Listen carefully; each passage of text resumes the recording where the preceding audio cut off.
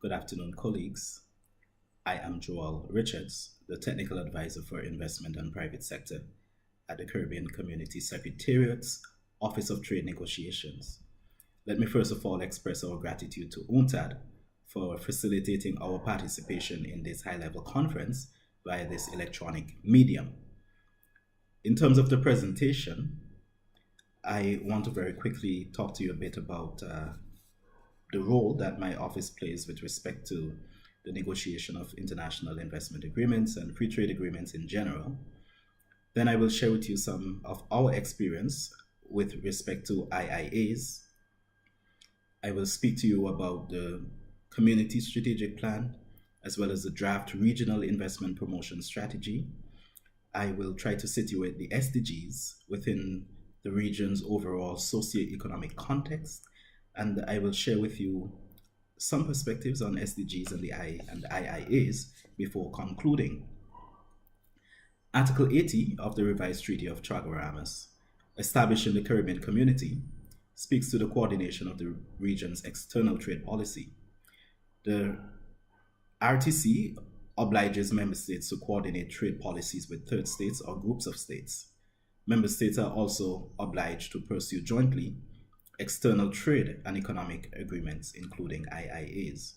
And my office, the Office of Trade Negotiations, has responsibility for the coordination, development, and execution of negotiating strategies for all community external trade negotiations, including IIAs. CARICOM as a group has very little collective experience negotiating IIAs. Individual member states have concluded bilateral investment treaties, but CARICOM as a bloc is yet to conclude a comprehensive IIA. More recently, CARICOM was engaged in negotiations with Canada, which would have resulted in a comprehensive chapter on investments. However, these negotiations were suspended in 2015. CARICOM member states are open to foreign investment that supports and facilitates their sustainable development. Mainstreaming all aspects of sustainable development, including the environmental, economic, and social dimensions, is part of the community's vision to deepen integration and build resilience on their strategic plan. The community strategic plan also prioritizes integration into the global economy through enhanced trade and investment. The draft Regional Investment Promotion Strategy, which has been approved in principle by the CARICOM Conference of Heads of Government, is aimed at increasing FDI flows into the region that fuel inclusive and sustainable economic growth. The Regional Investment Promotion Strategy proposes to focus proactive investment promotion efforts on 4 priority sectors assessed to have the greatest investment potential, namely tourism, information and communication technologies, and contact centers, health and wellness services, and alternative energy. The strategy also recognizes the potential of other subsectors, such as agribusiness and offshore education. The draft Regional Investment Promotion Strategy also envisages proactive promotion targeting impact investments that pursue not only financial returns, but also sustainable economic development by creating productive jobs in disadvantaged sectors of the population. Sectors targeted for impact investment include alternative energy, agricultural development, infrastructure, base of the pyramid type of projects, transportation, tourism, cultural industries, and small and medium-sized enterprise development. With respect to the regional socioeconomic context, generally the region has experienced poor economic growth performance, and for the period 1971 to 2013, the community's growth averaged 2.04%, below that of several other developing regions and least developed countries in Africa and Asia. Notwithstanding its relatively poor economic growth performance, most CARICOM countries are classified as having high human development, with the exception of Guyana, which is classified as medium human development, and Haiti, which is classified as having low human development.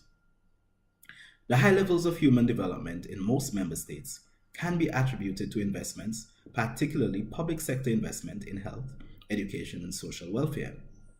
Member states have also experienced their version of the middle income trap, partly due to changing global trade rules, which have contributed to the erosion of preferences. It is now more difficult to compete in both traditional agricultural export markets and in the production and export of low and intermediate value-added products. Essentially, failure to address the constraints previously highlighted will likely compromise and erode CARICOM's development gains. CARICOM's participation in developing the SDGs is certainly a signal to the international community that the region is committed to sustainable development of its economies and inclusive growth. Specific to IIAs, the region also now has an opportunity to signal to third states that it is open to quality investments which meet the goals of sustainable development. CARICOM countries are keenly aware of the importance of investment as a driver of growth and development. However, there is also recognition that investment agreements do not on their own lead to higher levels of FDI.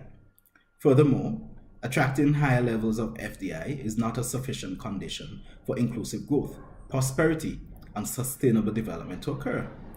The available literature is yet to establish a clear link between IIAs and development, especially since there are many determinants of development, and in this case, sustainable development. Nonetheless, IIAs can play an important role in signaling to investors the kinds of investments that host states are seeking to attract. UNCTAD estimates that globally, the level of investment needed to achieve the SDGs will be $5 to $7 trillion per year on average up to 2030. This level of investment may be too heavy a burden for the public sector to carry on its own, and as such, governments, especially in small vulnerable economies, will need private capital flows to plug the gap in public financing.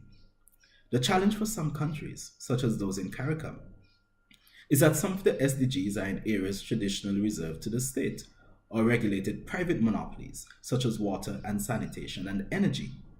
Nonetheless, this may not prevent a member state from seeking market opening in these areas in the context of IIAs if that market opening is likely to lead to the fulfillment of a broader national developmental objective.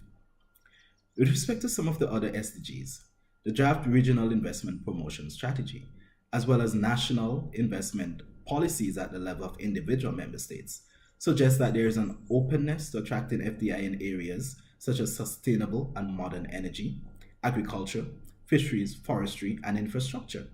Moreover, under the Economic Partnership Agreement, which the region concluded with the European Union, the region's most comprehensive free trade agreement to date, several member states signaled their interest in creating market opening for European service providers to either provide cross-border services or to establish a commercial presence in some of those areas.